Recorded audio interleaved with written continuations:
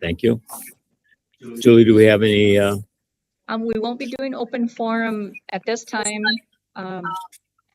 Members of the public can speak to the board during the public input towards the end of the regular meeting Understood. tonight. Okay, we're looking at long-term facilities maintenance plan. Matt, can you fill us in on that? Yeah.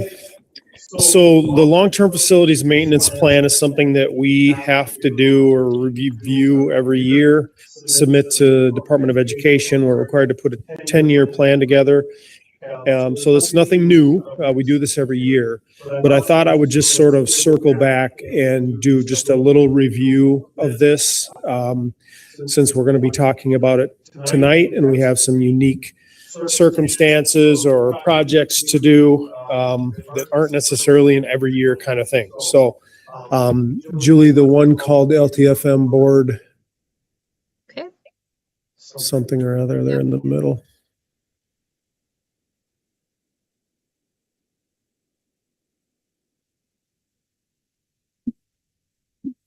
Okay, so just kind of a quick review, and Alex, you can jump in and tell me if I get something wrong here. But long-term facilities maintenance is revenue that we get for the purpose of deferred maintenance projects. That could be worn out carpet, it could be painting, it could be rewiring something. We can't use this money for new things. So one of the things that happens when we're going through LTFM projects a lot of times is there has to be a determination whether that part of the project is new or not. So the purpose is about preserving, it's about fixing, any kind of health and safety work, that type of thing, we can pay for out of long-term facilities maintenance. Constructed the wall, anything like that. And for an addition, there's a formula that provides how much we get.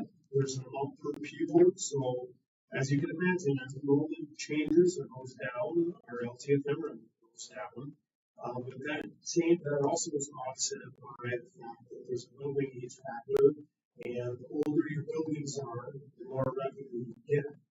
And so based on where we're sitting for 26, 27, the number is 31, 23. I took that up from box that showed that's the formula that's used to calculate how much revenue we get.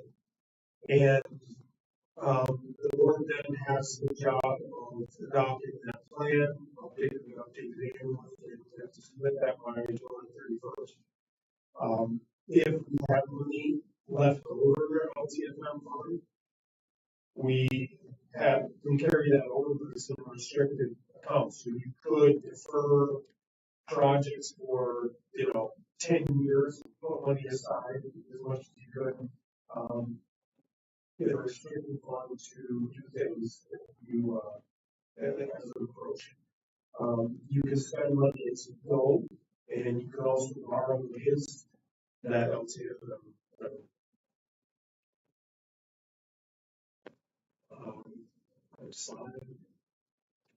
Not moving for you. So we're going through the process of this work. There's an assessment done, and that's usually a combination of our district staff. The board, for instance, has a long list of projects that things he's aware of. Monitoring the condition. Some of the things are surprises. Something all of a sudden leaks that wears out. Then we get used to that as well. Some things were planned that wear out. So one of the things that we do, for instance, is we have money set aside or try to set money aside for painting. Right? So we're going from school to school and repaint or replace carpet or vinyl tile, things like that. But we keep track of where those needs are. The second thing is we look at the sequencing, the planning, all the scope of all the things we need to do, and prioritize. We have a facilities committee, and here try to go over those needs there, and come up with our best financing options, again, whether it's pay as we go, put money aside, borrow against it, bond if we can. The board approves the plan, the plans have to get approved by MDB on really large plans or large projects. The commissioner, the velocity of the commissioner is responsible for that. I'm sure he has with the staff to do that.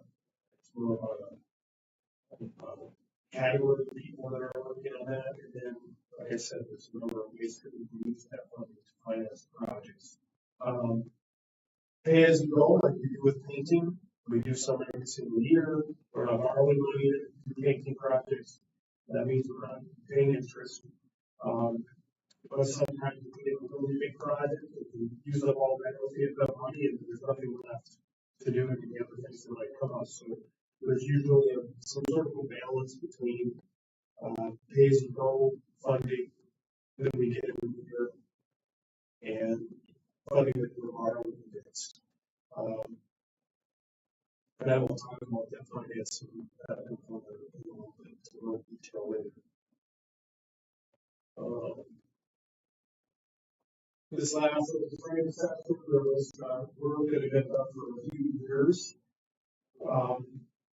because roofs across the state were aging and roofs are expensive and roofs can quickly gobble up all of a district out there for reporting. So this year, balance here, our total LTFM allocation is like 1.4 million. We could have one roof that costs that much. And so that would be there. So we're going to pay to our fixed ones and break. Unless we want to keep money out of our general fund to replace those. So, districts across the state were really in line. And for years, the state has had a separate way to handle larger indoor air quality projects. Where the project was over $100,000. The commissioner could approve that, and you could access funding that didn't affect your LTFM allocation.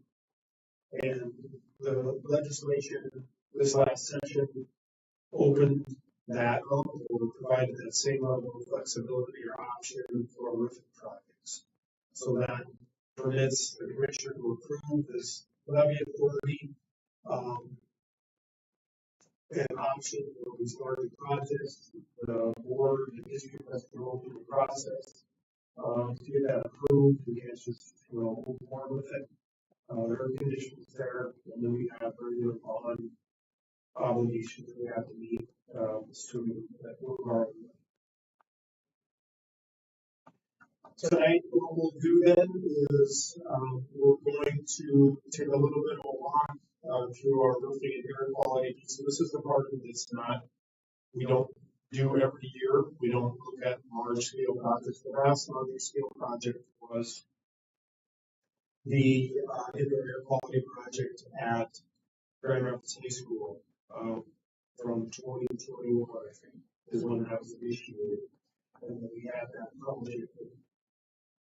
It started in 2022, summer of 22 or 23, or 23, 24. That's a 2-year project. So tonight is another one of the instances where we have a larger project. It's a little bit atypical, so we're taking a little bit deeper dive into that. Nathan Norton from ICS will go through some of the same information that Tom was seeing. As part of that facilities committee, going through the evaluation, how we ended up what we did. Then Matt will walk through the financing plan that we discussed and we're going to bring forward to how we're going to pay for this large project.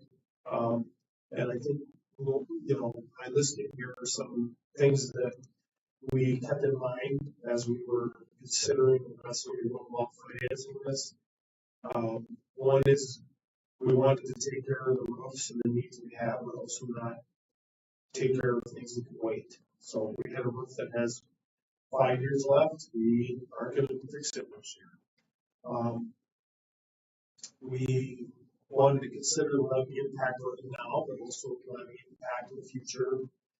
We we don't want to tie it into future boards. And one of the things that I've seen school districts do is they get into a situation where they're borrowed against their LTFM so much that they're making loan payments essentially with a high percentage of their LTFM, and that means they don't have a lot of money left to take care of the day-to-day regular routine repairs. So we don't want to be in the spot.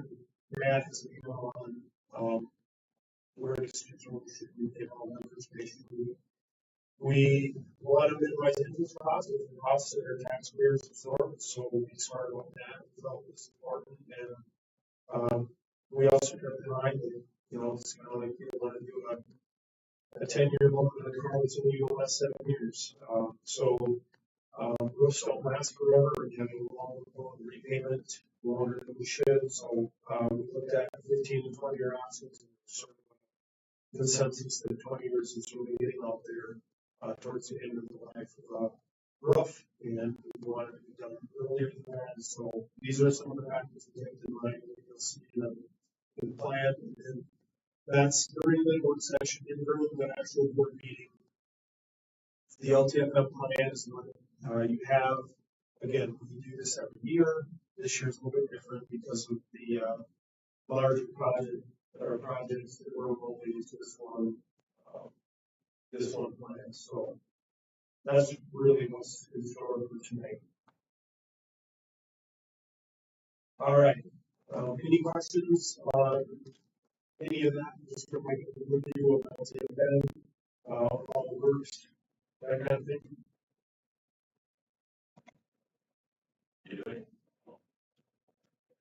No, I think we've talked about veterans. Obviously, that was a challenge. I appreciate that. Looking at balance and tax so that we'll survive for people who are on. Get a challenge now. Looking at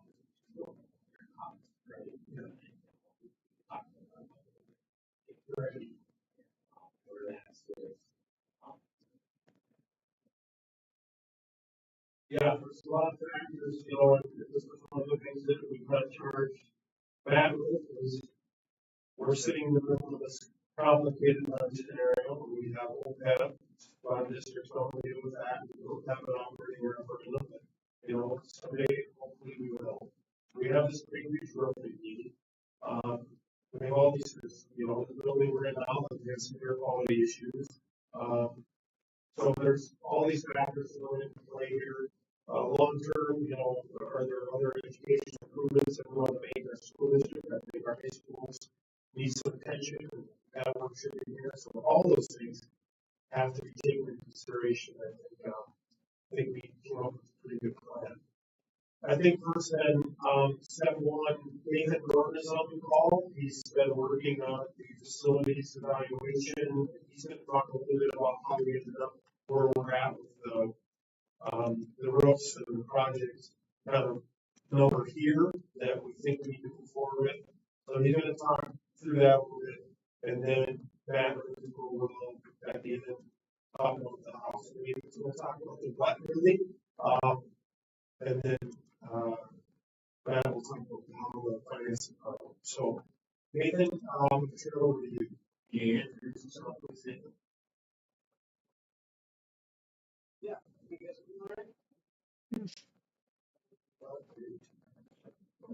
This is my hang on a second. We could hear though Matt when he talked.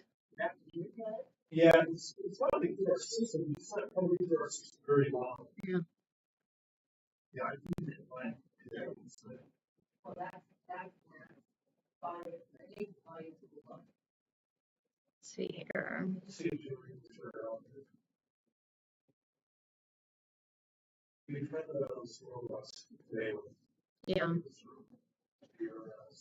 Let's see. I'm gonna turn both these.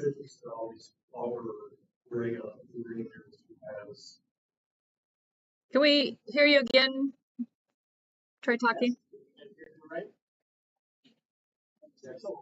Not bad, but it's not great. I'm turning these all the way up here. Let's see. All right. So, yeah, Nathan Norton with ICS, project, or business development specialist is my title. I've been on the implementation side as a project executive for many years with ICS. So I used to lead the construction side of things. So now for some of you, might know Jeff Schultz, I'm starting to work uh, in place where he's been. So, as Superintendent Girls, your guys' roofing needs. So, like your LTFM, you can see how one roof replacement might drain your entire LTFM for what you won't have enough to sustain. Are you guys hearing? There we go. Yes. Okay. So, all right, recap of the scope before we head into there. So the roofing scope, what we started out with was, part of that legislation process that Superintendent Gross was talking about, but we did a roof analysis of your guys' entire district wide, and that was from an age viewpoint. From that age viewpoint, that was, we kind of came up with, and this is before we were stepping foot on the roofs. We didn't do deep dive inspections. At that point, it was just age driven. And we were about just over 11,250 at that point. From there, to dissect value in the scope, there's a Tremco company, a third party roofing contractor, and they also do roof assessments. So they did their roof assessment, they did core samples and a more detailed report. And then that one is the one that came to about 12.5. All right. And from there, so fast forward another few months, now we do a walkthrough with Derek Journey, ICS, and the technical rep, and we walk each of these roofs. And by walking them, we really determine which ones can wait, which ones have 5+ more years left in them, and we're really trying to dial it in to just be the needs that the district has. So you can kind of see the paper trail at the bottom of the concept plan, which is just age related, and then the Tremco report, and then our walkthrough, getting it just under that $10 million. I did say what changed. There's a couple of them that we're going to plan on doing. I'll get to it in a moment. As alternates, if there's really good bidding at the time of public bidding, then you might be able to do a couple of these alternates to get a little bit more done for you. So I'm going to get into some of the roof maps just to show you what areas. Nathan, while you do that, I just want to point out, the goal was really to get this road cost under 10 million. So that was sort of the challenge to get between 9 and 10. So we're shaving off about $2.5 million off the project to try to bring the cost down, both short term and long term. And also right. That's right. Because we want to make sure that's going to the roofs that are critical. That's right. That's right. Yes, and so getting into the rest of the high school, these are the areas. This one was actually a little more straightforward. These areas all needed replacement, so we were able to. There was a handful of roofs that went from red to green after their walkthrough, and then there's a few that went the other way. For example, that bottom left photo, that was a roof that was originally called out as good, but you'll see that it's all pulling away on all the edges. So that's one where it was good to walk the site. So that's the high school scope. Everybody see in red. And then we get to Robert Elkington. That's the middle school. As the first pass, it appeared like it was the whole building. And again, after we did our deeper dive, it's some of those orange areas are newer. All those we're gonna have the arrow pointing to repairs. We are gonna put there was money in the budget to do some repairs along that side because we had to bring lots of leaks where that tie is right there. In addition to that, those orange areas would be in as an alternate. So if bids come in favorably, it would be nice to have the whole building under one roof warranty, one full new assembly. But ideally, or if needed, those are newer roofs. They can remain as as well, we replaced the red spots. So Elkington was one that was not on our radar originally, just due to the age of it, but after Jared brought up some points during one of our facilities meetings, when we walked the site, you could see that the roof was in a lot of disrepair. So that's the importance of the walkthroughs, not just going by age. We do okay, here's Big Fork. Big Fork, it's actually the two areas, it's 17 and 18. I don't know if you can see my cursor. These two are the from 19, that's what's down here, are the base scopes. And the rest will be as alternates, and you'll see some repairs in there. So this area is yellow. We walked it, it does, we're like, okay, if any place we can hold off the 5 years, it's this area. We will have to do a little bit of repair where that arrow touches there. There's some water cooling, but it's actually what it is your scupper is blocked off. So we'll have to fix your scupper and probably divert the water a little bit farther because there's a sidewalk here that looks like it's really skating right if it wasn't diverted. So a little bit of maintenance work there. That's the scope out of Big Fork. And then southwest, where you guys are at, is the areas around here. So you're the flat north side and flat south side. That was pretty straightforward. We got a couple of things to note. So as we get into this process, we start asking contractors on their backlog and the workload, how much they can handle. So right now, with the conditions of the list, we have Robert Elkington and Southwest scheduled for 2020, summer of 2027 if this was to move forward, and then high school and Big Fork for 2028. Any questions on roofing before I jump into the indoor air quality? Questions? Thank you. For discussions at the facilities committee on that. We did have some discussions about the fact that I think we'll want to look at a couple of those groups is the discussion point of making sure that some of them were selected not because of age, but because of their condition. And we have to ask the question a little bit, why is their condition preemptive over their age? So let's make sure we're looking at it and not just telling the contractor to replace it in kind. They won't do the same thing, but step back and go, okay, is there something that's going on here that's causing us to fail prematurely? When should we be looking? So we did have discussion about that. I think it's important that we continue that on a couple of those pages. But so that's all.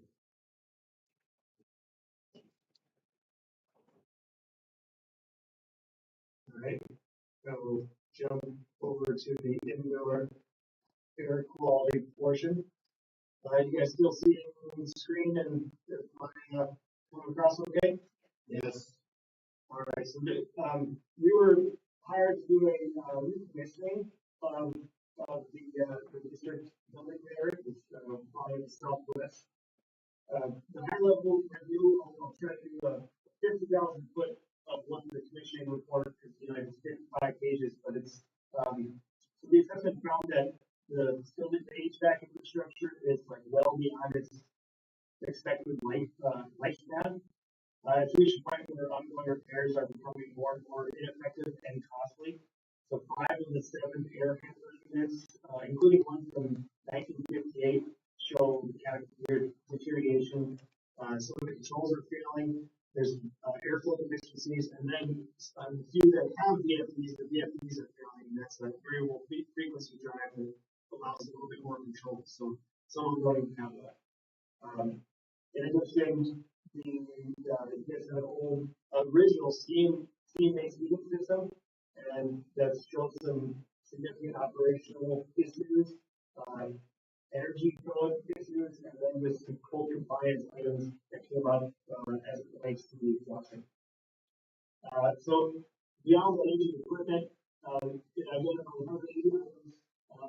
listed here of operational efficiencies, that's control, sensors, ventilation, there's duct usage, just balancing the heating system performance overall. And then several spaces don't receive design airflow. And then as you have written somewhere there, the several spaces don't even have any outside air. So for proper ventilation, you're supposed to get fresh air coming in. So in addition to that, there's a lot of control issues as far as things just not working that's preventing the system from operating as intended. So, and it all really boils down to it's these devices have aged out beyond their serviceable life. So that's the 50,000 foot of the report. That was to find some items. Here's the next page. All right. So the building did have work done in 2004, and with the scope that we're looking at for this phase, and again, to the Superintendent Gross's point, there's we're within a dollar threshold of what's reality what you guys can actually do, and that's where that target of like 1 billion was. So we have the 1.1 here. But it's replacing the ductwork and the air handler unit and the ductwork where you have zero outside air right now. So we're highlighting the location particularly when we're impacting for this phase one. Right now your communication is not meeting today's standards. And like I said, you have zero outside air. In fact, you have I think there's like a huge sheet of plywood blocking any of your outside air intake. And then another reason for this phase, not only due to price, which is in the price of phase one is in the threshold, but it's also phasing with how someday you guys might do the replacing the boilers. And it makes sense to start on this end of the building as far as doing like a steam hot water conversion. And that's it. So we're at one. So it's I don't have time, it's at the bottom. So there's the budget for the indoor air quality project is 1.1 million. There's also some $200,000 to do some commissioning type repairs to help the rest of the building that's not in that first phase. And that is my last slide. So if you guys have any questions as far as the proposed scope, that was so I think these scope items have been documented in detail with facilities. Any questions? I think just two quick comments. One is, and Nathan mentioned this, we did make some investments. We moved in here, or to be able to move in here. We knew at that time that that wasn't sufficient to make this building livable forever. We knew that was really about making this building feasible to be able to move into. I used the example of when you buy a used home, you move in knowing that there's trim to finish and the windows probably need to get replaced, but you move in, you get in there and work out things as you and I also, the admin building is demolished right now. These numbers are big for any of us personally. The numbers to repair the admin building, the issues that building had faced studs rusting from the inside out in our walls, it would have been, much beyond this. So, I just want to make this speak once. This is sort of like the next step. And I also think that this number recognizes we don't know how long we're going to be in this building, whether that's 5 years or 15 years. I think this is a good, it's a responsible investment, knowing that we will be here for at least 5 years. It also puts us in a position for longer term if that's what we have to do.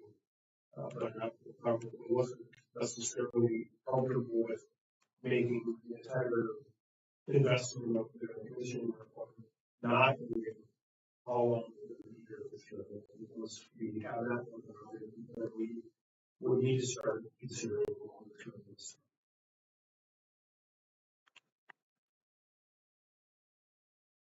Thank you. Okay, so like I said, my goal was sort of an LCFM overview, maybe then took a dive into what it is that we're looking at funding and financing, and everything from there. And that was feedback everybody here, so maybe you can start with that. But that's really walk us through how does the funding and finance side of this work, and if there's other specific questions about LCFM levying that process, this would be a great person to ask you. So Matt, I'll hand it over to you. You can pull up the slides that you have for us. Perfect. Thank you so much, girls. Good afternoon, everyone. Great to be with you all. My name is Matt Lab. I work for a company called Baird.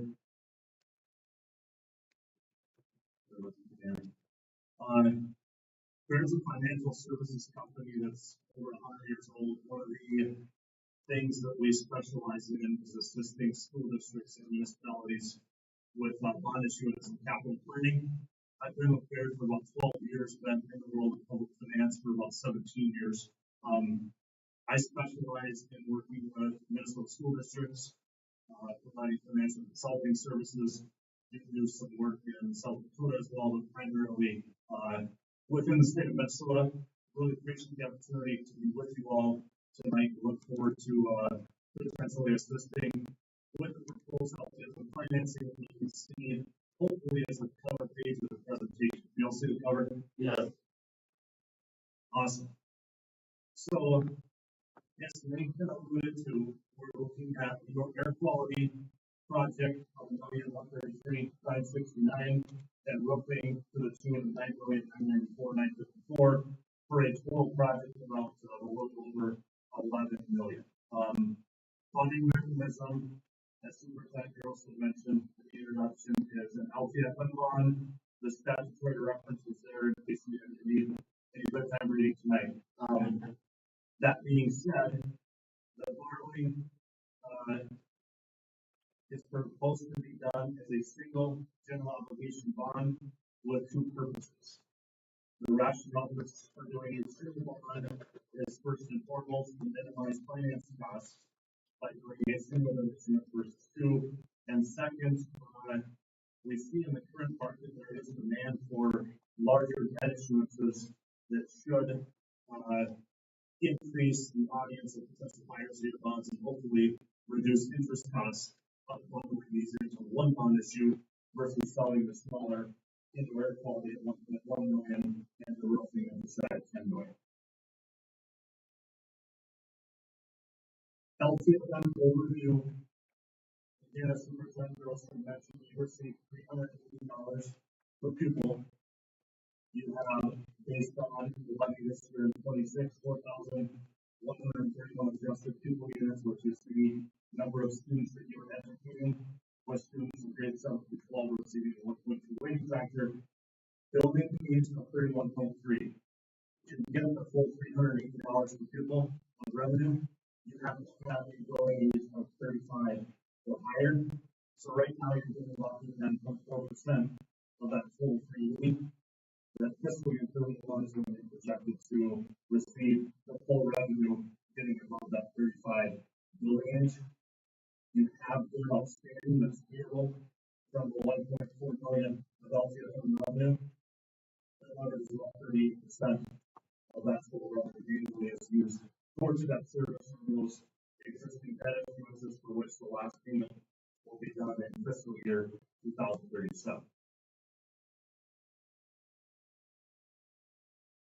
What we're talking about tonight, I'm going to go back quickly. What we're talking about tonight with the proposed financing would not leverage any of the 1.4 billion of annual LTFM revenue that you as a district receive because of 2025 legislation that was passed. Prior to 2025, fire safety, indoor air quality, and asbestos removal projects greater than 100,000 at a single site have the ability to levy above the $380 per pupil. 2025 legislation added single site roof repairs greater than 100,000 can also be funded above the $380 that you receive, which is great news for especially rural districts, smaller. As Supervisor also mentioned, that don't receive a lot of LTFM revenue. There was a push prior to 2025 for 2 or 3 years to increase the $380 to provide more revenue.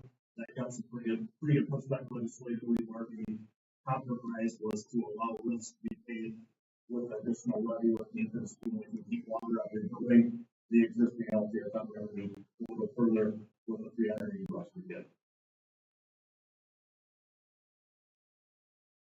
So within your school board meeting tonight, we'll be approving the LTFM plan submittal that has to be sent to that meeting no later than July 31st to get this money added for taxes that will be payable next year in 2027.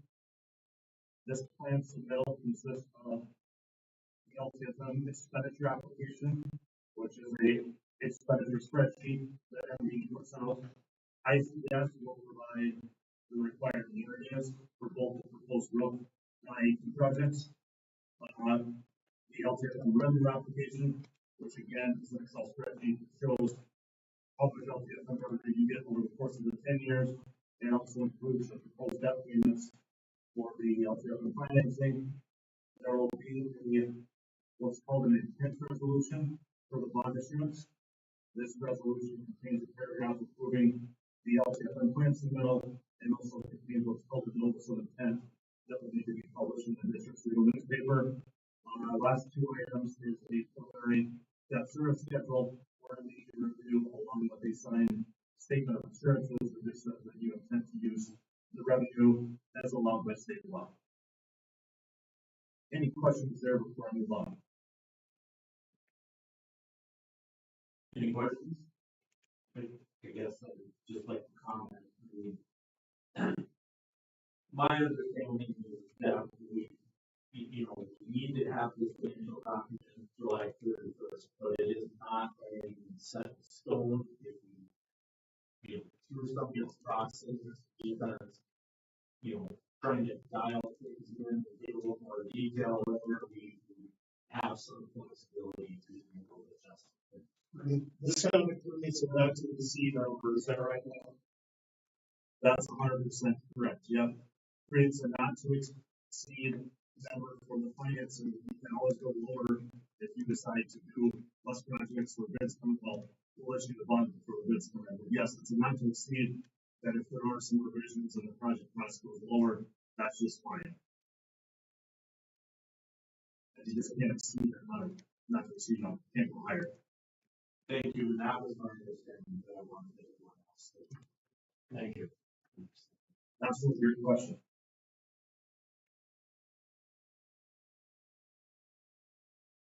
So this slide shows in blue bars the district's outstanding general obligation debt that impacts the levy.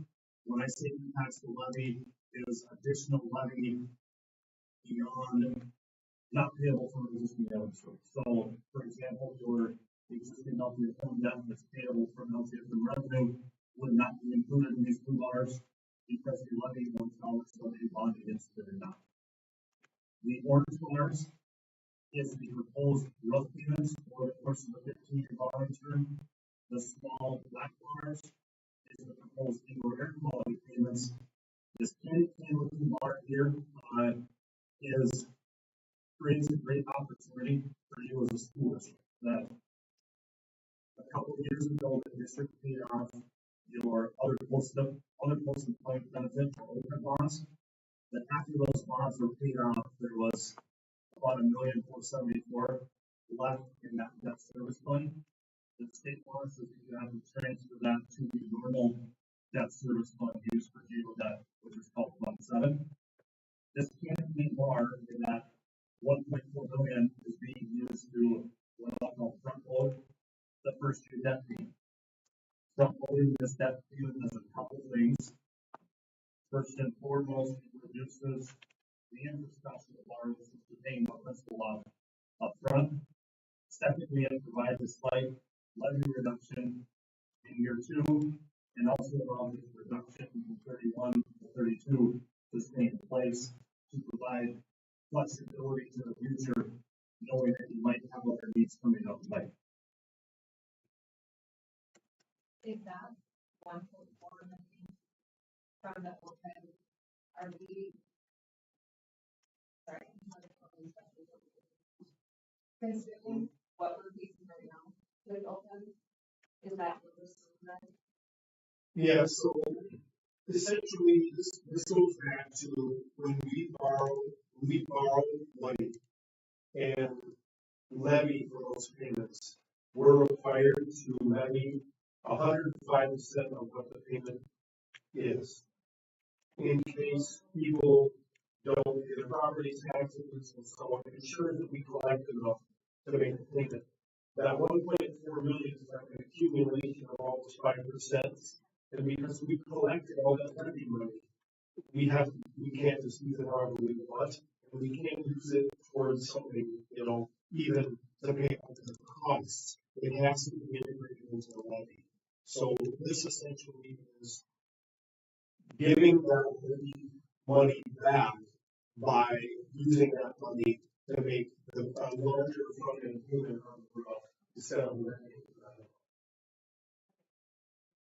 Thank you. so it's kind of like a way for us to pay a big piece of this project up front without it costing the taxpayers any new money. It's money they've already paid. And timing correctly, because it's been a lot of absorbed. If I say something wrong, but again, this is a unique opportunity just for this 1 year. Right. If we don't move on this, basically that whole structure looks different, right? You're not going to be able to step down your levy to your taxpayers, and it's probably going to be a bigger number of taxpayers. So it's like Tom said, do we use it for this situation right now? Is that what's happening? We would have to do this. We would have to do this paying through our either way. It's just that if we don't structuring this roof project with that in mind enables us. Like if this was 3 years from now, we wouldn't be able to do this. Yeah, the timing of this is really important. There are ways that we can adjust the timing to some degree, but we can't delay the return of it. But this is it, right? This is our best. This is the option that we looked at. It feels like save interest money because we're taking a big part of the project now. Really takes advantage of this 1.4 million. Structures are now in the future in ways that don't work this, 18 years from now. Create all the drop-downs for us to take advantage of in the future. Doesn't spread out the project for 20 years on the roof. So we did look at 4 different options. Some of them, the project is too big, some of the project finance is too long. This is the one that we like the best. I mean, a good point that now for us a number of times is when we talk about engineers, our brand new building is old and rough. So you don't want to extend that duration. And you got not only that those step numbers were in there because we aren't doing the entire roof. There's going to have to be funding or some way to deal with those other portions of the roof that aren't red not as strong. Within that. Well, they're going to be in that funding for sure. Yeah.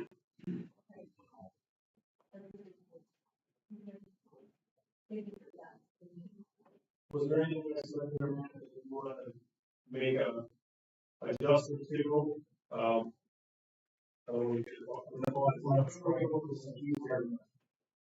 No, excellent explanation. Thank you for all. So moving next to in the left portion of the slide, you can see the sources and uses of funding. that the project funding in is 11,128. Proposed borrowing amount is 11,130. Delivering the expenses as your mortgage costs, cost of the financing, that those are essentially being kicked out with what's called, or will be kicked out, excuse me, with what's called original issue premium. That in this market, we're seeing a demand from investors to pay more than face value for your bonds. That generates this original issue premium that can be used to offset the issuance expenses. That we're basically borrowing the same amount as the amount that you're funding in construction.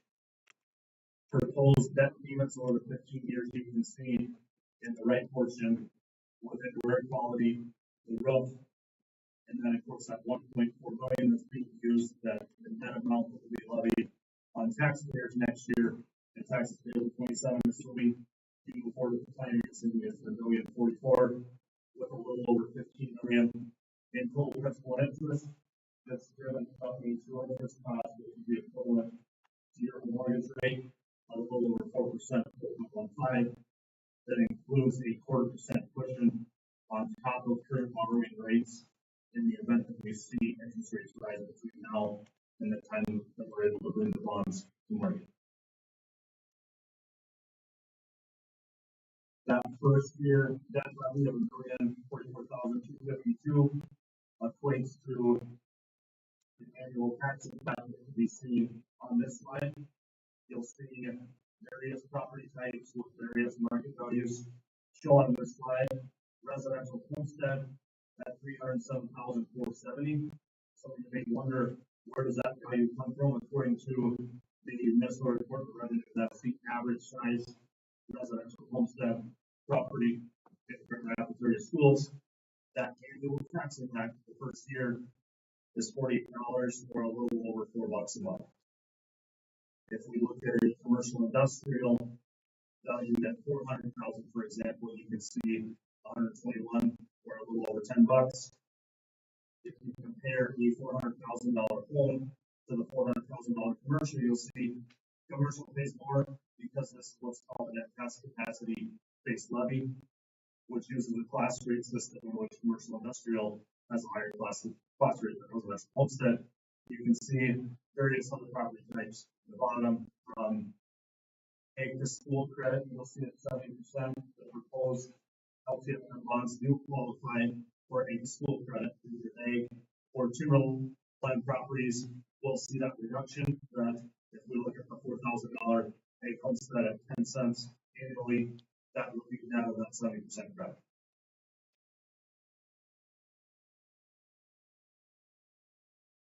So I want to touch, I mentioned earlier, the intent resolution for the bond. Just want to quickly summarize what that resolution is.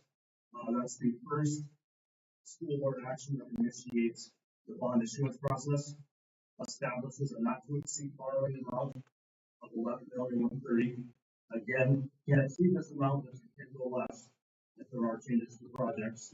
Sets a maximum to interest cost of 4.5%. Authorizes the superintendent or business manager along with a school board officer to execute what's called a bond purchase agreement. So that bond purchase agreement is signed after Barrett brings the bonds to the market for pricing, in which we lock in the borrowing rate and payment structure. That signature is informal approval of the financing until you as a school board as a whole need to adopt what's called a ratifying or awarding resolution, which is essentially the formal approval of the financing. Authorizes participation in the Minnesota School District Enhancement Program. That says if for some reason you don't collect the tax levy to make the debt payment, the state will step in, make that payment on your behalf, and then you work out for the state payment. Essentially, this is additional security for purchasers of the bonds that were useless being discussed. Second to last piece, approves the LTFM plan and also authorizes the district administration to submit the plan to entity for approval. And lastly, as I mentioned earlier, Exhibit A of the resolution is that notice of intent that will be published in the district's designated newspaper after adoption of the resolution. Assuming we adopt the resolution. So the last slide here is just a hypothetical financing timeline that July 20th, this evening, of course, as I mentioned, adopt the intent resolution for the bonds as well as approve the LTFM plan. Submit that LTFM plan to MDE for approval, publish the notice of intent. From there, hoping to get MDE approval by mid to late August. Simultaneously, there will be working with district administration to obtain the necessary information for what's called the preliminary official statement. That's the offering document that investors use to decide whether they're going to purchase bonds or not, and also secure the bond credit rating with Standard & Poor's, with the hope to bring the bonds to market for pricing around October 7th. After which that bond purchase agreement will be signed, with the board coming back with the regular schedule reading on October 19th to adopt that formal approval of the awarding /ratifying resolution and hopefully get bond proceeds around November 2nd for closing of the bonds. So I will pause there for any questions or discussion. Any questions, thoughts? Tom? Would you mind breaking that time, please? So, Yep, absolutely. So, today we're doing a not to exceed number.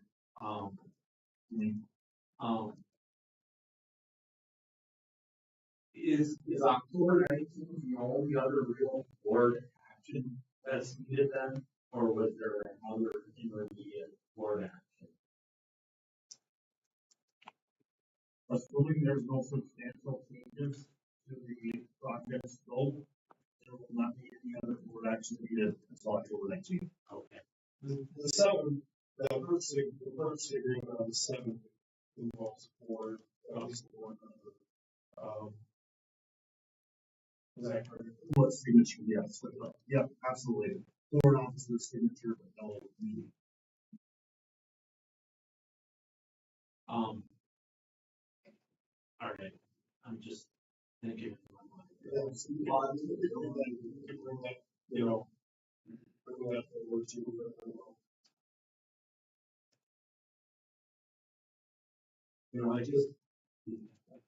I'll be frank. I mean, I've been struggling with this, and I think Matt said that a few times, right? These decisions we're making now will just affect me or my grandson, or, they're affecting the next generation of students coming in. Because we're signing up for 15 to 20 years next year. I have appreciated the fact that, that, I'm not an exam, I'm stretching things out. I don't know what I'm doing tomorrow, much less so I hope I put that on for the next 20 years and beyond, right? But I announced the order. I had a lot more questions, but I do appreciate where you've gotten us and what was presented for meetings, and I will honestly say that there's still more I need to understand fully for myself to be an approval on April 19th, right?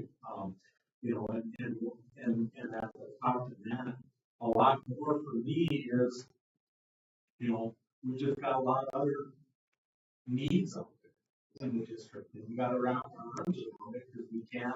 I think that's the challenge, and that's the goal of this, is to not go to the public every other year changing what we're asking of them, and making it a longer vision for managing things and making it more consistent.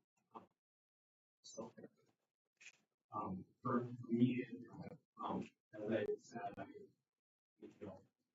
appreciate what's been done. I'm supportive of what's been done at this point, but I think all different areas is definitely more than I want to do for the develop to before that for date there. And any way that we can dial it down, I want to, right? But we have to be real about what we do. personally, I think it would be, appropriate that Julie and I can work on this. In September, we should have the MPP report by then, their opinion by then. We could schedule another work session in September ahead of the October 7th meeting, just to sort of run by this again, see what the update is, so that we're kind of moving through this really methodically. I think that's a good idea. So we also then we'll get the answer or feel as well as to where we said the market of rates and improved or what the outlook is. That's right.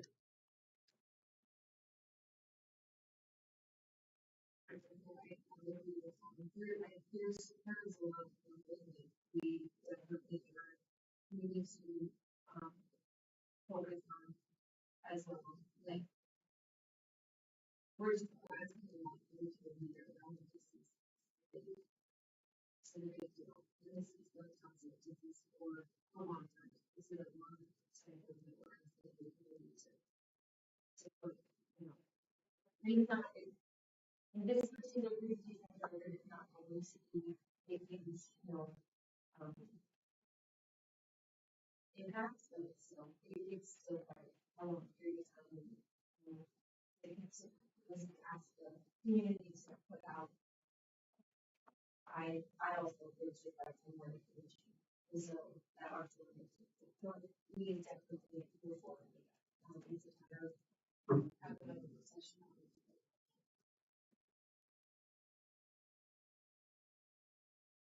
I mean, the thing we know for sure, there's a lot of things we don't maybe feel comfortable with. The thing that we know for sure, that I feel really, really strongly comfortable with is we've done our homework on what the media fix.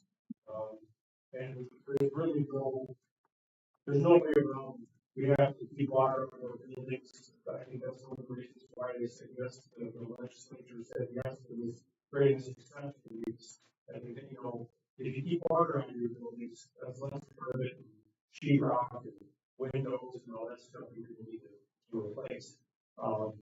So we know that for sure. We have roads to fix. We have everywhere needs to take care of. Then I think the question is, so the question is, are we financing this in the best way, the smartest way? And that's a good board question to ask. That's the question. I mean, if you do not do some cost, and not, but then you're all Yeah. Plus all the time, that not just the building and the access as well. Well, it's not you use this. It's not going to look. It's not going to look when people come to your building to be at office. It really is.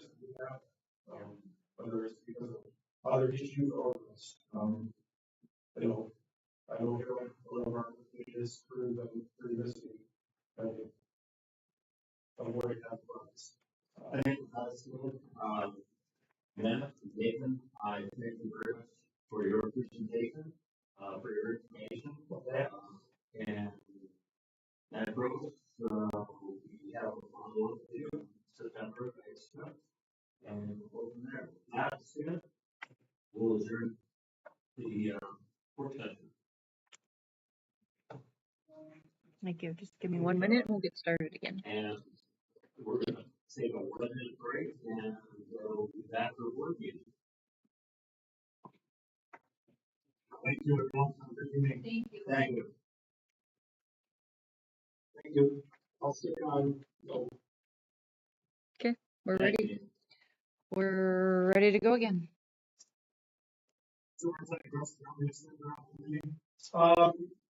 I know you got some things going on where you are. I think, based on the agenda, I would be surprised if we're not voting on this by 7 o'clock. So if you have, 20, 25 minutes still, I think, if something came up during the meeting, that'd be great, but you gotta go there.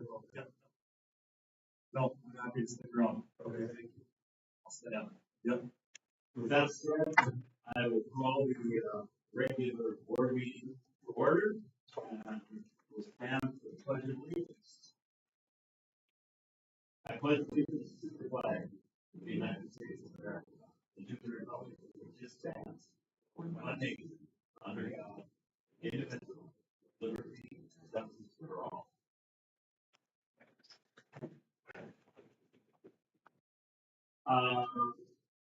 I would look for approval of the amended agenda. There are two items which have been removed from the previously publicized agenda. So Motion from Ashley, second from Mark.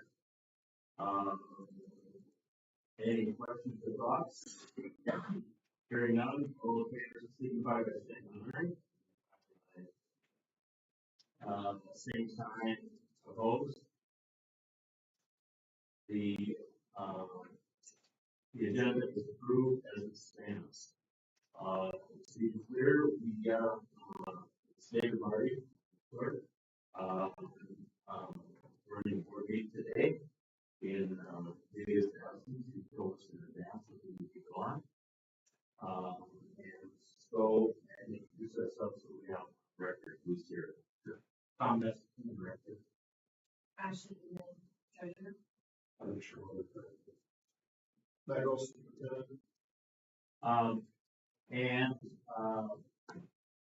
we're missing Melissa Marr and Davis from those things. Our next agenda item is equitable education, a principal's report from Dan Adams. Yeah. Good evening. And thank you for this opportunity. It's always fun to share. I missed the last one due to an unforeseen circumstance, so here we are. This is going to be a little bit reflective on 25-26, and then also looking for the 26-27. But on a personal note, I just want to say thank you, Superintendent Grossman and board members. This past spring was the best we have seen in over 5 years, just because of the lack of deductions, and we appreciate the due diligence and what you guys have done, because this past spring was awesome in comparison to the previous 5 or 4. It's just been a long way of deductions, and it's just felt really good this spring.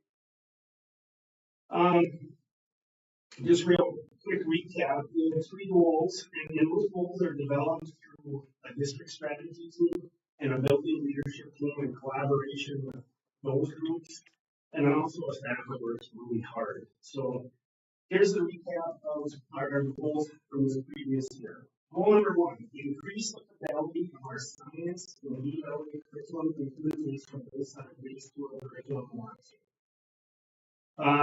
Basically, we're looking for 100%, and based on the walkthroughs that Ryan did, Assistant Principal and myself are going through the classrooms. I think it's with great confidence I can say ELA is on track. And it's been interesting. Over the last couple of years, we've turned over some staff to change in roles, leading the district, whatever that may be. But ELA with Wisdom is doing amazingly well with their implementation.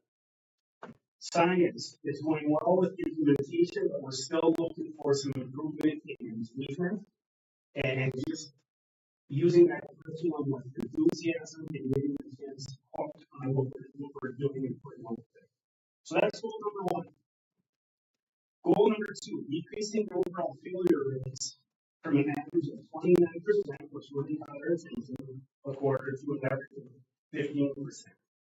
And again, to start out at 29% last fall, after quarter number 1, we were reduced down to 24%. Second quarter, we got down to 18%. And third quarter, we got down to 16%. You can see the trend. We were all very hopeful. But unfortunately, after the fourth quarter, we bumped back up to 19%.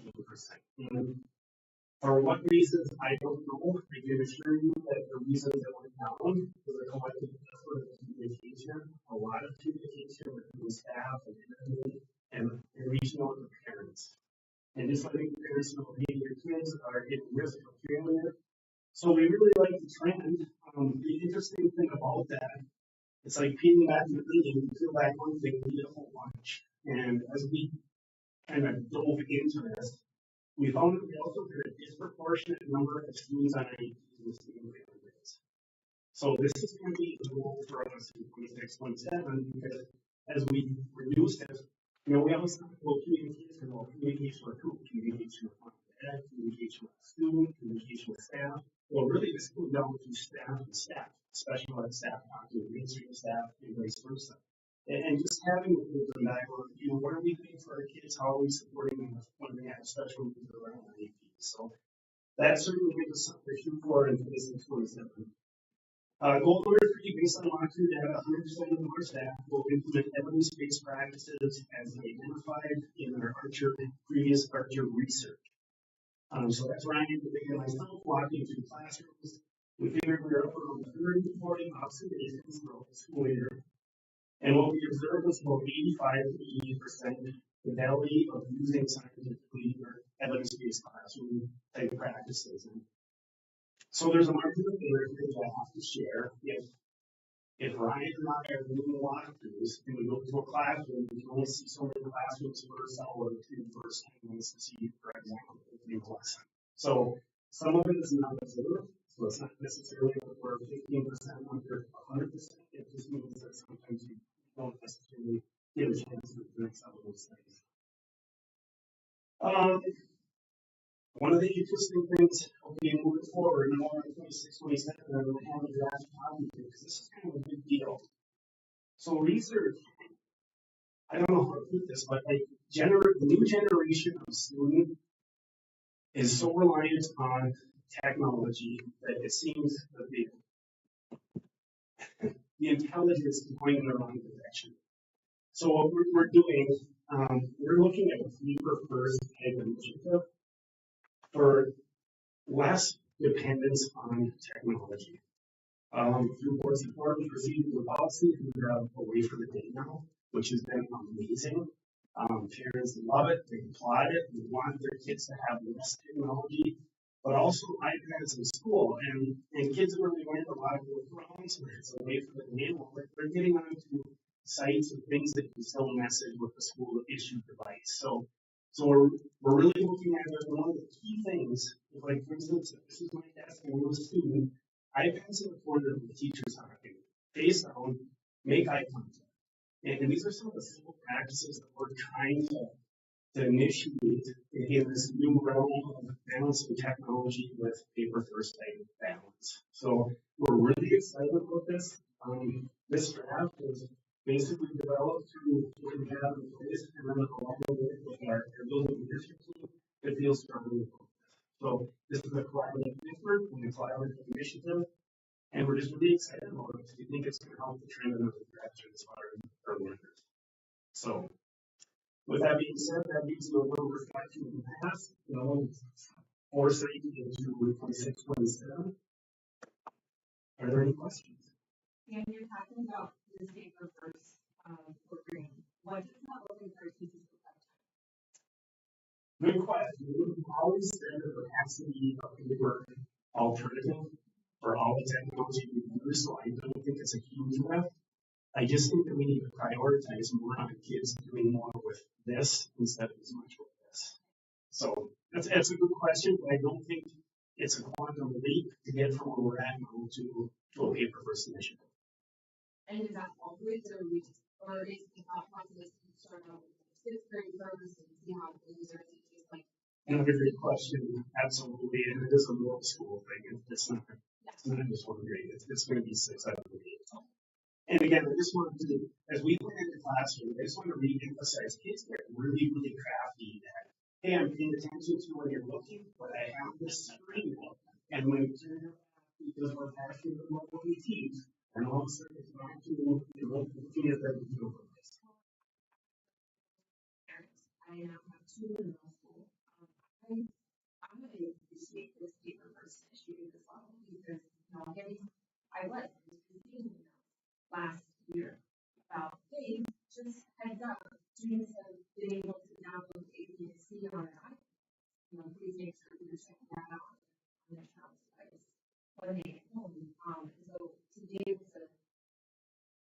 not have so much on that.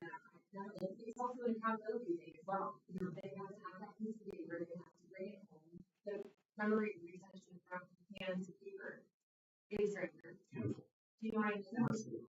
It's an appreciation point for me to you guys to be able to do that. And then it also with that goes into initiates conversation with parents or aides as well, back to their students. You know, now students have to bring those papers home. What they have to do, unless they have to do it at school or second home, whatever the case is. But it initiates even more communication at home for parents and aides to you know what's happening on an education level with their kids as well. And that understanding goes back for us parents to be able to tap in. Because not all of us are tech savvy. We're hoping for things to be around. You've heard what the state of studies and so forth. Students are coming back on to paper only preschools. Like you're just saying, tech isn't helping us trend this way. We're trending that way. So we're excited. Anything else? Any other thoughts or comments? I don't want to reiterate what we said there, but that is probably the single thing I hear from parents when they're asking is they're really concerned about technology in school and they're saying it's not, it's not being used as a tool any longer, right? Which is happy. I'm also appreciative of the fact that we've been talking about AI. And when you look at studies on AI, there is that initial learning, but then it draws down to the that. Because that's what it is absolutely that. It doesn't retain. So I think it's important to find that balance, right? And continue to work with that. So I was really glad to do that. One more question, sorry.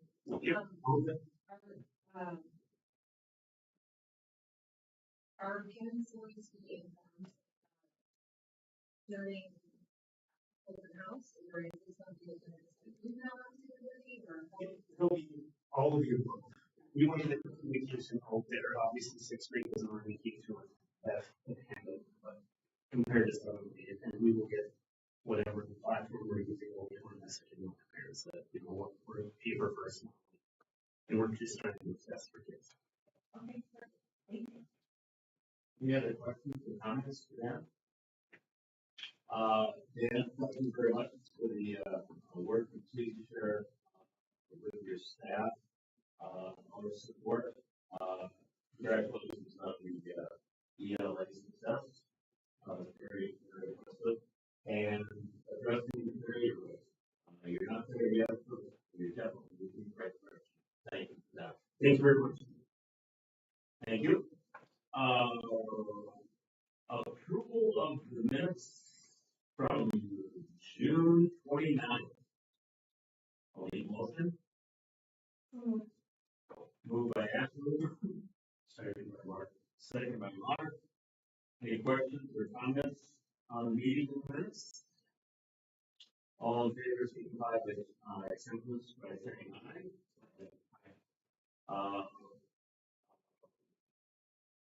Same sign for non-acceptance. The minutes of June 29th are taken. We have a consent agenda, which has been published in advance with the number of hires that have come up. This is these items are acted together in one motion, and there's no discussion included. Is there a motion to accept the consent agenda? So moved by Mark. So moved by Mark. Thank you. Second by Tom. No discussion. All in favor of the consent agenda, signify by saying aye. Same sign opposed. The consent agenda is approved. We have, I think, it's the final contract for the upcoming year. it's the confidential administrative assistant contract. Dave Holland and Tom negotiated on the contract. There is no base increase for the 25-26 year, one-time stipend for 25-26, 1.5% of the base wages, a 2.5% base salary increase for 26-27, an increase of $1,000 in retirement match for 26-27, an increase of life insurance from $50,000 to $100,000. Absolutely consistent with what we've done with contracts across the board. We require a motion to accept the confidential administrative assistant agreement. Motion by Ashley, second by Mark. Any questions or thoughts? Thank you for being a part of the negotiations and the consent hearing. Our initiatives.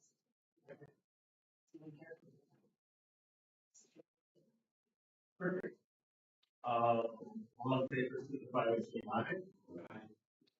Opposed, same sign. The contract is approved. Congratulations. We're delighted to have a very, very competent administrative assistant.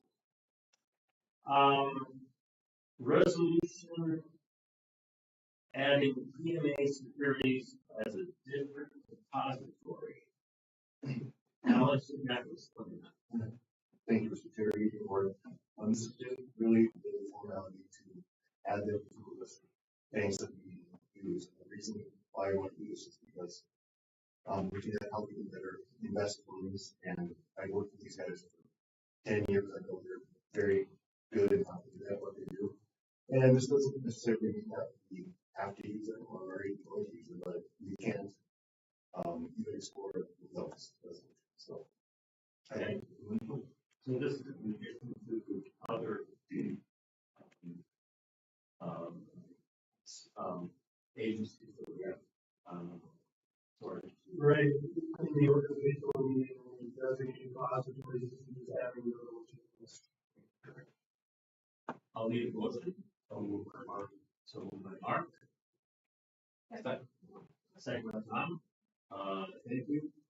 Any further questions or comments regarding the PMA securities? I'd asked a few questions of Matt. Thank you for the answers. I just wanted to kind of clarify a little bit more how, again, the intent is to maximize our investment capability for some of these funds that wouldn't be necessarily, we wouldn't be using this for data type transaction, or of not only actually built on some type of a stated number here in our funds that we would have somewhere that kind of work for us a little bit, for lack of a better term, instead of just sitting.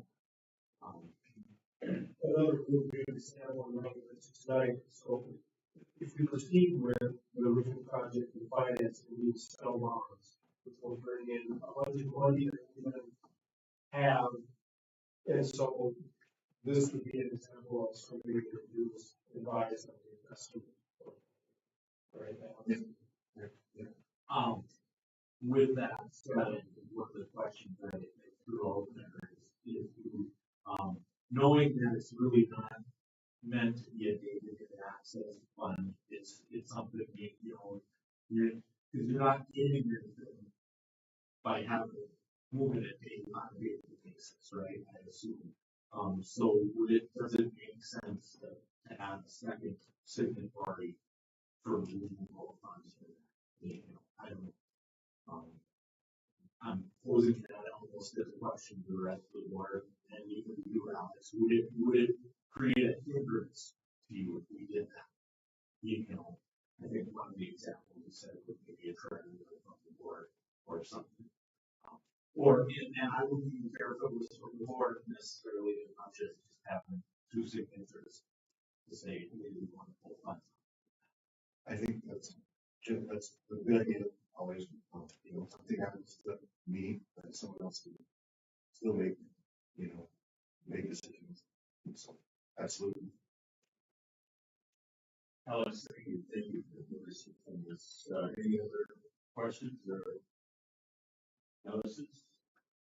All in favor of the resolution to add field-based degrees as a district depository, signify by saying aye. Aye.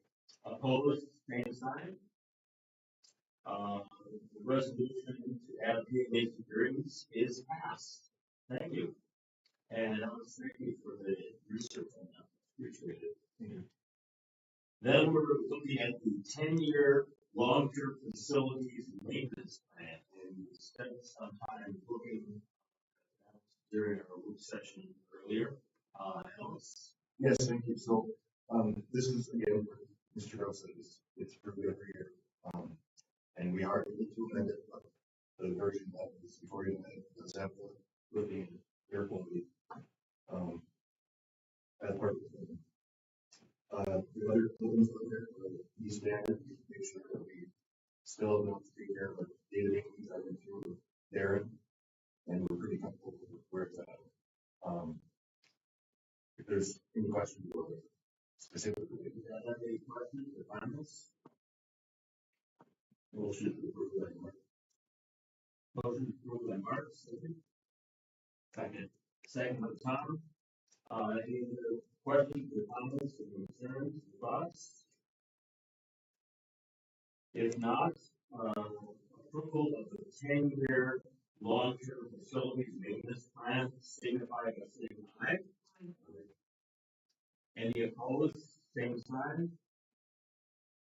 The 10-year long-term LPFM plan is approved. Alex, thank you. thank you. And approval of a resolution of intent to issue general obligation facilities maintenance bonds. Matt? So this is part of the subsequent component of the LTFM compliance is approved. And essentially, we have to submit or indicate how we're going to finance the plan that we're submitting. This resolution of intent just does that. It signifies that we're intending to issue bonds to borrow money in order to fund the plan that you just approved. Anything to add to that, Alex? No, I think that's it. We need a motion to motion to approve the resolution of Mark. Second. Motion and second. Intent to issue general obligation facilities maintenance bonds. Any questions or concerns or thoughts? We've kind of gone through this. Hey, you know, like I mentioned earlier, we appreciate the fact that we're looking at a long-term plan. It's not just that I'm short-sighted, and we've also scaled it back to where the initial suggestions of consultants that we kind of really step back and evaluate the need, not just based on time, but on physical. So I do appreciate the putting that. I think there's so good comment. Thank you. Appreciate it. Any other thoughts or comments? We have a motion in a second. All in favor of the intent to issue, no, that's unlocked. We have a motion in a second to approve the resolution. Thank you. Approve the resolution. All in favor, signify by saying aye. Opposed, same sign. The intent to issue general obligation facilities maintenance bonds is passed. Your work tonight. Information about the certificate of completion for the 2023 debt. Yeah, so there's no board action here this week. It was a unique type of financing for the small issue in 2023, and this is just sort of like it's complete. I believe it was for a small project in before. And it's, it's paid off. Yep, and this will certify the completion, and yeah, it's always good. Perfect. Thank you. And no approval from the board is needed from the offer of this. Approval, thank you. Approval of the resolution for the election of board members and calling for a school district general election. I'm looking for the opposite of you. Thank you. This is something required by the board within a certain number of days before the election. November, the election is on the 3rd. It's a general election here, and that will be 3 open seats on the ballot for the school board. And we are currently accepting nominations for those positions right now. If anyone has some interest or desire, contact Julie in the superintendent's office and with that. The last thing to cover the final is the election meeting. Thank you. July 28th is the next date. We will be, we can put that down. Yes. Yes, I think so. Any motion? Ashley? Second by Mark. And the school board elections. Looking forward to that. And good candidates. Their name is to serve. It's a very important school. All the favors, signify by saying aye. Aye. Any opposed, same sign. We have approval for the resolution for the election of school board members. Having said that, we also need to have 2 school board members to canvass for the board. And we have Dave Cullen has already agreed to serve. I would be interested. And Tom, your immediate appointment. Tom and Dave will be our canvassing board for that. Is everyone okay with doing it on November 9th meeting? Or before November 9th meeting? Thank you. Good. Thank you. And book date, first reading on policy 103 complaints. Now. So this is a policy that the policy review committee reviewed. This is the first reading. You can see in the description there was changed. The form was revised and to streamline the process, and we removed the language that was not in the MSBA's model policy.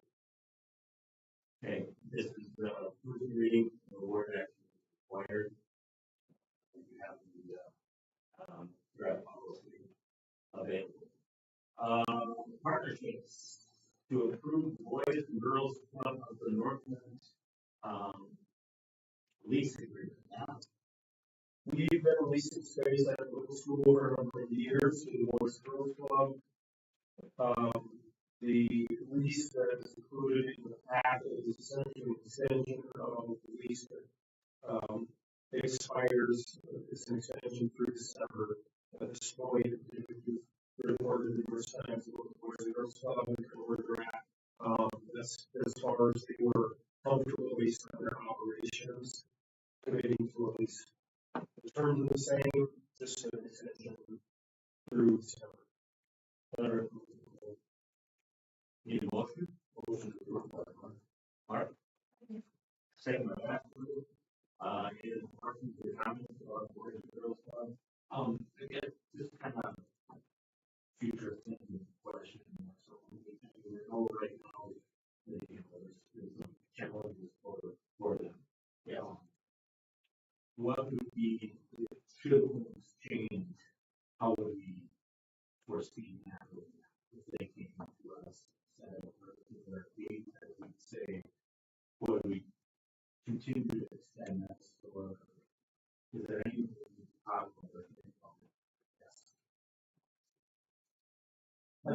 yeah, I think at this point, I would think we would just sort of monitor, see if they come back. The space that they're using is after school. We have some room set aside, so I mean, we have designated some space that we're not using, currently for today, for them. If they come back and said, you know, we would like to extend it through the rest of the year, I'd say absolutely, we don't have a need bearing on us in that space, so we have some flexibility with it.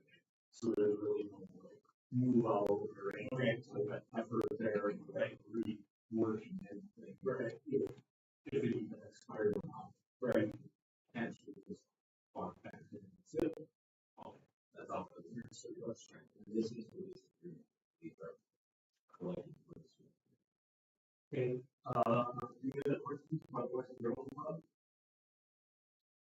Motion in second, all in favor of approving the lease agreement, signify by saying aye. Opposed, same sign. The lease agreement is approved.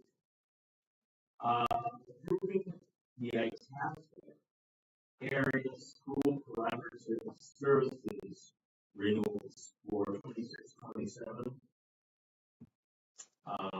We removed from the agenda the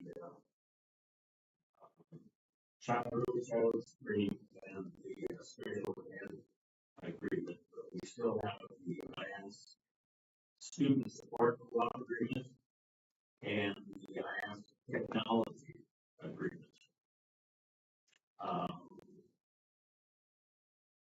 And that.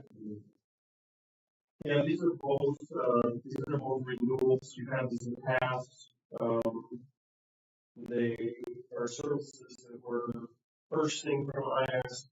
In the technology case, you know, it's a little bit of we're selling services to IAS that will then be distributed to all the districts in IAS. So it's a little bit of a circular component there, but these are agreements we've had previously.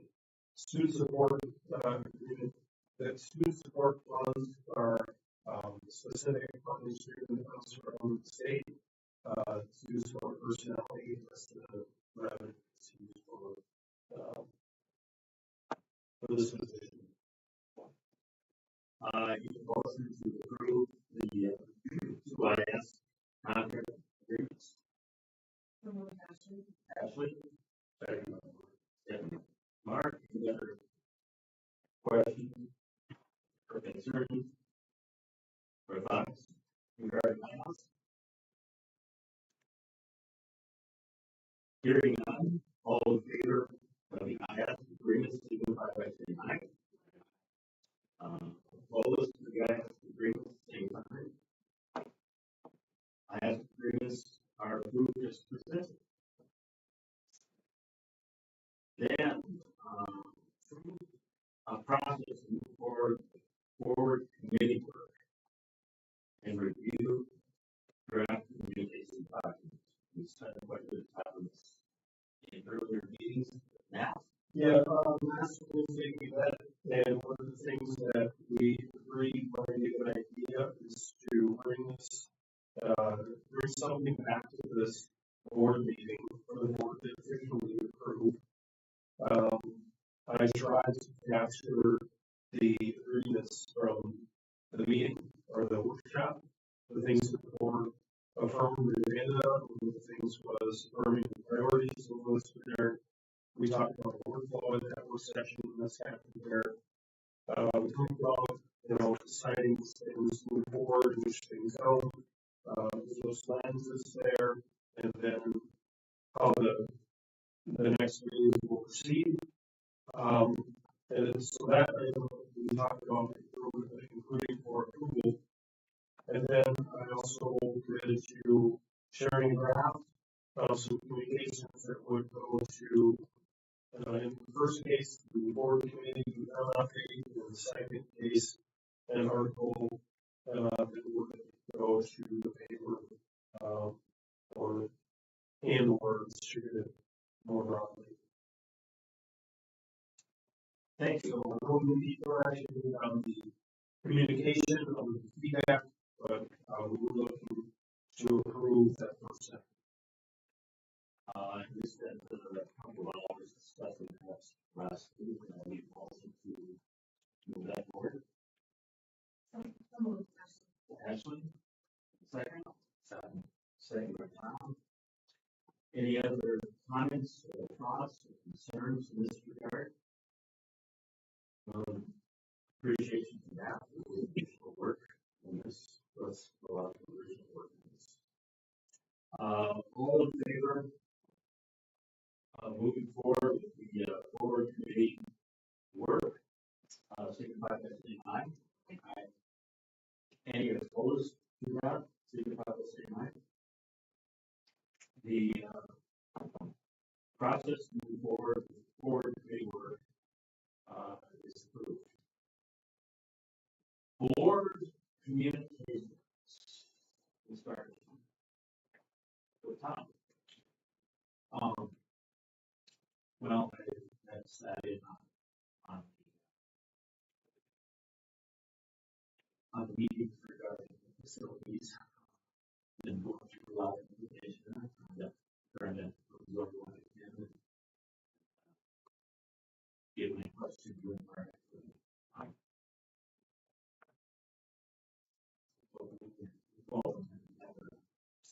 Contract. Thank you.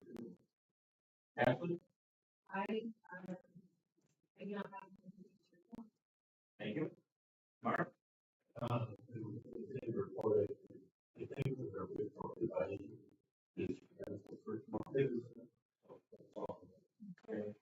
And I would add at this point, Mr. Superintendent, what do you have for us? Well, we're in this phase of kind of putting the final touches on it, closing out the 25-26 year, and that was kind of intended focus forward. We had a training today with our leaders, with most director, curriculum people, and again tomorrow, full days. Today was focused on some training around Bullseye, which is a tool that we're going to be using for our walkthroughs this year. So we've been building up our capacity and ability to do classroom walkthroughs. These are the evaluated ones. These are the ones that are really focused on principles or curriculum, or could be peers going in and giving feedback on a particular behavior we're seeing, teacher practice we're seeing. And so we were able to write off that software into a grant. It's going to really make the process more efficient, but also there's an opportunity there for not only administrative feedback to the teacher, but the teacher to get into a conversation with the observer. So I think that's going to be good. We are going to be looking at equitable grading practices this fall, starting with dialogue, how we grade, why we grade, what we do, why we grade the way we do, and what those mean. Are we assessing the right things? We have still an industrial model in many cases of education, and that grading model is just as old. And so just looking at examining our classes, and we are thinking about grading, so that process is going to be in this fall, so we spend some time today getting ready for that and having some initial conversations about how we need that out in our release. And similar, we talked about building relationships with classrooms with students between levels and kids. And so, again, how we're going to move that forward. We had some support here today from Compass, which is an acronym that I will have to do. It's the Center for Something About Student Success. And all joking aside, I shared with this with the staff here and with our leaders for probably the first 10 years of my administrative career. I felt like this Department of Education was really only focused on compliance assessment. And as far as helping us do better, there wasn't a lot of resource. And now, we have someone here today who is focused around school culture climate. And she shared resources and thinking, and discussion with our team. We had someone here this morning who works on equitable rating practices from Wellness. She's going to help us along the way. Bernie Lucy was here. She walked along with us last year in our culture responsive leadership work and how we think about leadership as individuals. So a lot of support. It feels really good. Tomorrow we're going to be the last thing that we could say was we just got an introduction to Fair Square, which is a communication platform that is going to be migrated to. Currently, we have one tool for newsletters, one tool for email, one tool for mass communication, one tool for parent-teacher communication, one tool for, and I think go on, there's probably 10 waiver lists. And not only does that create a lot of noise on the parent side, it creates tracking noise on our side. But we, in many cases, we're paying all these individual platforms, and by moving to this more consolidated system, we're going to be able to consolidate costs of those sales one too. So I'm looking forward to that when it's fully implemented. It also has some other features that we don't have anywhere right now. So it has the ability for parents to securely sign documents. So we can send a document to a parent, they can securely sign it digitally, get back to us.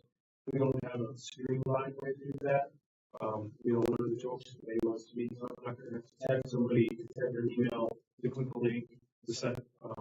So I think that's going to be good. We're done.